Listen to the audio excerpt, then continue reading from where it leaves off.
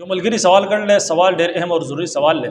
سوال دا کړل چې د نامه د لاندې چې کوم یخت دي د شرمګا وغیرہ هغه همیشه لپاره ختمول، همیشه لپاره صفا کول څنګه دي؟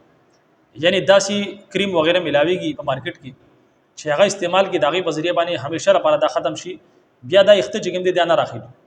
نو آیا داسي کریم استعمالول په شریعت کې جایز دي یا ناجایز دي؟ ګور اولنې خبره دا وره منګ تاسو چې کله دا یخت صفا کو د دې حکم منګ ته الله رب العزت د رسول الله صلی الله علیه وسلم چې کوم دین اسلام راوړل دا دغه حکم دی، دا شریعت حکم دی چې منګه دا چې کوم زیر ناف یخت دي دا شانتي د بغلون یخت دي دا به صفا کو. او چونکی اسلام چې کوم دی دا د پاکي مذهب دی، په خپل پاک مذهب دی، د پاکي حکم ورکی. ځکه په اسلام کې د پاکي د صفای ډېر غټ مقام دی.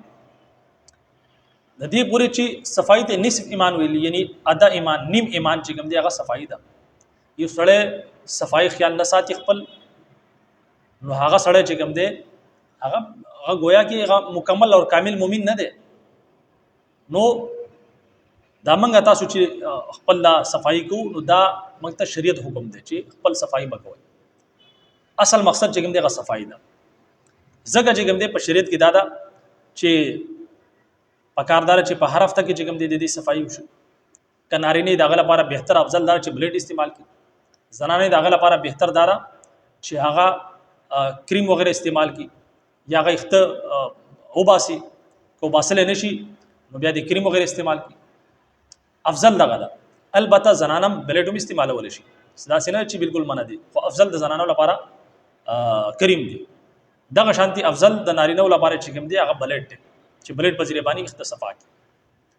لیکن کریم هم استعمالول شي، لیکن افضل تاسو ته ماداوي چې هغه بلیډ استعمال لري.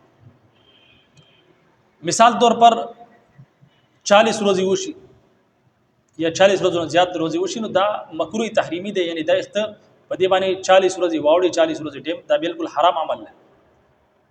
سمجھ کې خبر رااله؟ ځکه شریعت موږ دا حکم را کړل چې د دې صفای وکړو.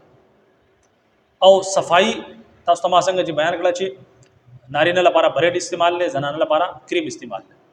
دی ملګری چې دا سوال کړل چې آیا داسې کریم چې داغي په ذریعہ باندې همیشه لپاره اخته ختميږي نو داسې کریم استعمالول څنګه دي؟ نو یاد وساتئ که داسې کریم تاسو استعمالوي او پاغي کې چې کوم دي ډاکټري حواله سره، طبي حواله سره نقصان پکې نه جسمانی اعتبار سره نه جنسي اعتبار سره نقصان پکې نه، نو ظاهره خبره ده اصل مقصد چې کوم دی پاکي حاصلول دي نو خطا سو استعمالول شي همیشه لپاره د اخته ختمول شي، صفا کول شي.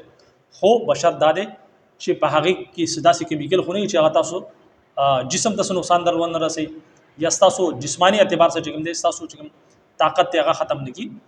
دا غړم به کتلني دغه حواله سره طبي حواله سره چې کوم دی صحیح تاسو ته نقصان درسي نه جسمانی اعتبار سره نه جنسي اعتبار سره، نو بالکل تاسو استعمالول شي داسي دوايي یا داسې کریم وغیرہ استعمالول شي چې داغه بذری باندې تاسو مستقل دا صفائی وکړي. ځکه چې مین مقصد چې کوم دی صفائی حاصلول دي. امید کوم چې دا مسله به تاسو سمجھ کې راغلي. اجازه راکړئ. السلام علیکم ورحمت الله وبرکاته.